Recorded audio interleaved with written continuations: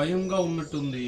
రే అసోను మాట్లాడినట్టు నువ్వు ఎందుకు మాట్లాడుతున్నావు? నువ్వు దయ్యాలని చూసావా? లేదు. అది గోవిందుడు భార్య అని కళ్ళు చూసి భయపడి ఉంటాడు. వాడు భార్యని చూస్తున్నావా? లేదు. అందం ఉంటుందా? నువ్వు కుట్టిని చూసావా? ఆ రంగులో ఉంటుంది. ఎవరు చూసినా భయపడిపోతారు. అలాగనా? ఒక అమ్మాయి వస్తుందిరా. నువ్వు చెప్పింది కరెక్టే. దీనికి మంచి స్ట్రక్చర్ ఉంది. నేలకాయ వాసన వస్తుంది. అందంగా కూడా ఉంది. ఎలా చూడడానికి చాలా అందంగా ఉంది కదా. మనం ట్రై చేద్దామా? రాని ఇదిగో అమ్మాయి ఆగు. ఏం కావాలి సార్ మీకు? నువ్వు ఎక్కడున్నావు? నేనా అటువైపే మా ఇల్లు. కొంచెం కట్టెలు తీసుకెళ్ళడానికి వచ్చాను. మీ ఇంట్లో ఎవరెవరు ఉన్నారు? మా అయ్య మాత్రమే ఉన్నాడు సారు. ఆ బంగ్లాలో తోట పని చేసే ఔసేపు కూతుర్ని సారు నేను. నేను వెళ్ళాలి. ఈ కట్టెలు తీసుకెళ్ళే నేను మా అయ్యకు అన్నం వండి పెట్టాలి. మాతో పాటు వస్తావా? డబ్బులు ఎంత అడిగినా ఇస్తాం. ఒక వారం పోతూ కూతురు తండ్రి బాగా తిని సంతోషంగా ఉండొచ్చు. నువ్వు రా మాతో పాటు.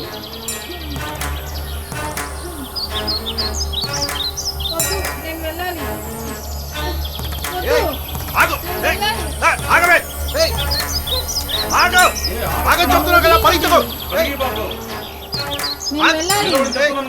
చెప్తున్నాను కదా, ఈ స్థలం మాకు సౌకర్యంగానే ఉంటుంది.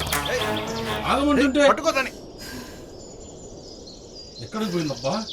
ఇంతలో అవ్వలేదు. కనిపించడం పట్టుకో పట్టుకో అమ్మాయిని. ఎక్కడ పోయింది? నువ్వు అక్కడికి వెళ్ళు. నేను అడుగు చూస్తాను.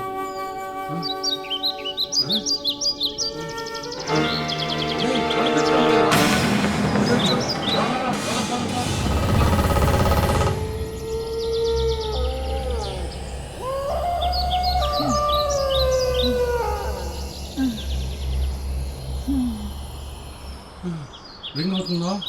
అవునవును, రింగ్ పోతుంది. రే సోను. హలో, మీరు ఎక్కడ ఉన్నారు? నేను ఎంత సేపు ఇక్కడ ఉండాలి? త్వరగా ఏలకై తోటకిరా. నీతో ఎవరున్నారు? గోవిందన్న. అక్కడ ఉన్నారు. ఏమైంది అక్కడ? త్వరగా రా. గోవిందనా, ఒక్క నిమిషం. ఏం కావాలి? ఏమీ లేదు, వాళ్ళిద్దరూ మనల్ని అక్కడికి రమ్మంటున్నారు. ఏమో అయింది, మనం పోయి చూద్దాం. మన దగ్గర చెప్పా చేయకుండా వీళ్ళు ఎందుకు అక్కడికి వెళ్ళారు? ప్రాబ్లం ఏమో తెలియదు, పోయి చూద్దాం రండి. రా రా, త్వరగా పోవాలి. ఎందుకు ఇలా అవసరపడి పిలిచారు? ఏనుగులు ఏమైనా భయపడబాక, ఇదంతా ఏలక్కాయ తోట. ఈ తోటలో చాలా సంవత్సరం నుంచి చాలా మంది పని చేస్తున్నారు. ఇక్కడ ఏనుగులంతా రావు. నువ్వు భయపడకుండా రా నాతో పాటు. త్వరగా వాళ్ళ ఉండే దగ్గరికి వెళ్ళాలి.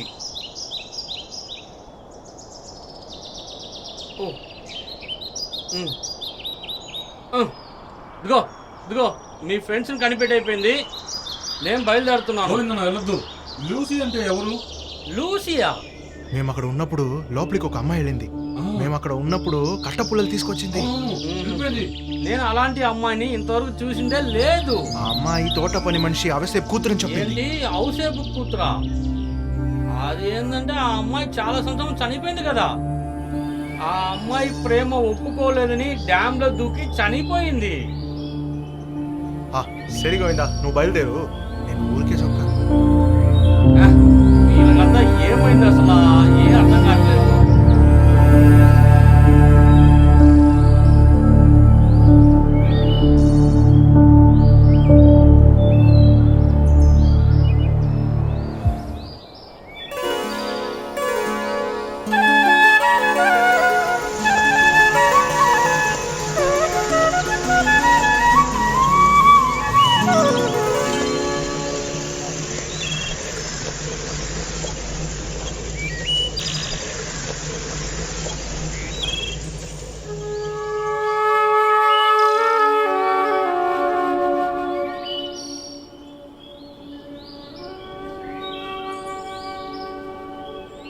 నానా, నేను ఆ బంగ్లా పనికి వెళ్ళేదా? అమ్మా, నాన్నకి ఆరోగ్యం బాగోలేదని నువ్వు తప్పుగా అనుకోకు. నువ్వు పనికి వెళ్ళడం నాకు ఏమాత్రం ఇష్టం లేదమ్మా. నాన్న మీరెందుకు దిగులు పడుతున్నారు? మీకు నేను ఉన్నాను. మిమ్మల్ని ఎవరు హాస్పిటల్కి తీసుకెళ్తున్నారు? నా గురించి మీరు ఎందుకు దిగులు పడుతున్నారు? అతను ఇంటిని శుభ్రం చేసి పాత్రలు కడిగే పనే కదా ఇస్తాడు. కొన్ని రోజులు అక్కడ ఆ బంగ్లాలో ఉండడానికి ఎవరో వస్తున్నారని గోవిందన్న చెప్పారు. అక్కడ అన్ని పనులు చేసి పెట్టడానికి ఒక మనిషి కావాలని ఆ అన్న చెప్పారు. అందుకని నేను ఒప్పుకున్నాను. ఎక్కువ డబ్బులు వస్తాయి. గోవిందునైతే నమ్మొచ్చు. సరే నీకు అర్థం చెప్పను, నువ్వు పనికి వెళ్ళమ్మా. సరే నాన్న, నేను బయలుదేరేదా? సరే తల్లి.